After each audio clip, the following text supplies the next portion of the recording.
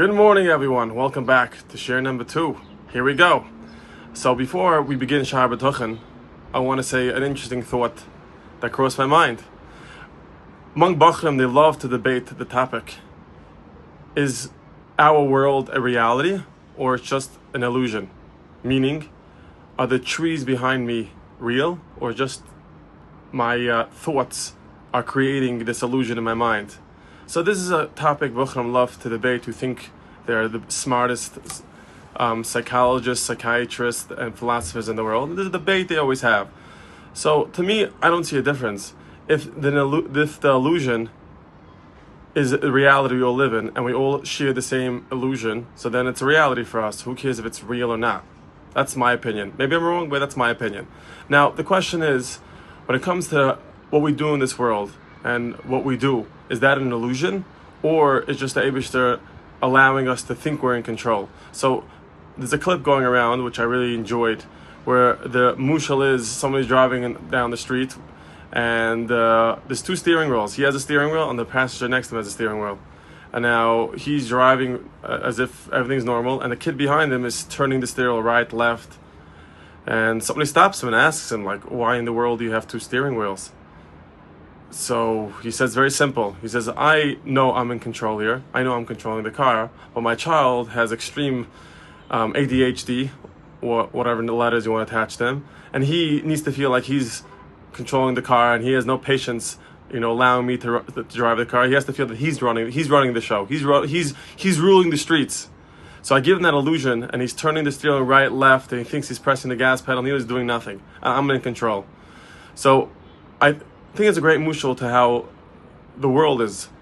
Eibush allows us to make turns, right turns, left turns. How we deal with Bechira, it's a different time. But at the end of the day, the Eibush is controlling the world. He makes the right turns, he makes the left turns. And we may think we're in control, but at the end of the day, the Eibush makes a left turn. No matter how many times you want to turn the steering wheel right, it will stay left.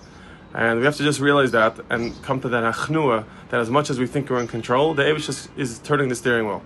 So with that, I want to begin the first 2 lines of the Chovos HaLevavos. Sorry. Omar B'Chaber, the Chaber said, "V'nei shakadam v'reinu v'chiv v'kabal savayis l'kim, re'isi lahavi achari mashu tzarech yoyis v'chalad dvar lavi l'kim yizbarach." So, in the track of the Chovos HaLevavos, Sha'ar B'Tochen is number 3. First, the Sha'ar Avodas Elokim, which means he describes what it means to be Oved Elokim. And then he says that the most important thing to be Oved Elokim, before you do anything, before anything happens, it comes Sha'ar B'Tochen. And then he says that all Torah and mitzvahs come with the introduction of B'Tochen. Where do we see that, for example? We see when we daven. We say, Hashem, Sefasai Tiftach, Ufi Yagid Tihilasecha. Hashem, open my mouth, right? Hashem, Sefasai Tiftach, open my mouth for me. Ufi Yagid Tihilasecha, and let my mouth say your praises. So before we even dive into the Eibishter, we ask Hashem, please give me the ability, give me the seichel, open my mouth for me so I can say the words I need to say to you. So even though the Eibishter commands us to do mitzvahs and have a connection to Him, before we do anything, we need to ask Hashem for the siyat d'shmaya and the ability. Hashem's fasai tiftach, open my mouth for you. It's an unbelievable thing. You would think that Eibishter tells us to do Torah mitzvahs, and it's like, do it on your own. And Eibishter says, no, I'm here with you in this work called Avodas Hashem, and I'm here to help you, and you need my help. You can't do it on your own. So just realize every time you do a mitzvah, and today when you daven shachris, and when you put on tefillin, you ask Hashem, please help me do this mitzvah. How does that work? How does that make sense? It's very simple. Mitzvahs and Torah are all there for ways to connect to the Eibishter. 613 mitzvahs is 613 ways to connect to the Eibishter. Now, to connect to someone, sometimes you say, we need, sometimes with your wife, you say, I want to connect with you. And there's different ways I connect to you, but please help me do that. Give me the ability. And I know it's not a good example because your wife doesn't really give you the ability to be a good husband. But in many circumstances, you could ask the person who you're trying to build a relationship, give me the strength, give me the koyach, give me the backbone so I can be a good spouse, friend. So the Eibush is telling us, I want you to connect with me. I'm giving you 613 ways to connect with me. Everyone connects a different way. Some do tzitzis, some do tefillin.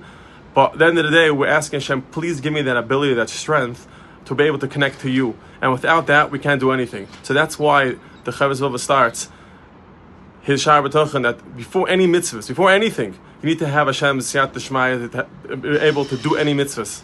So that's what we ask Hashem. Hashem is Savas Tiftach. Give me that strength, give me that ability to be able to connect to you. Have a wonderful day, and don't forget to make a lot of money. Sorry that we went 15 seconds over today. I get Shabbos too.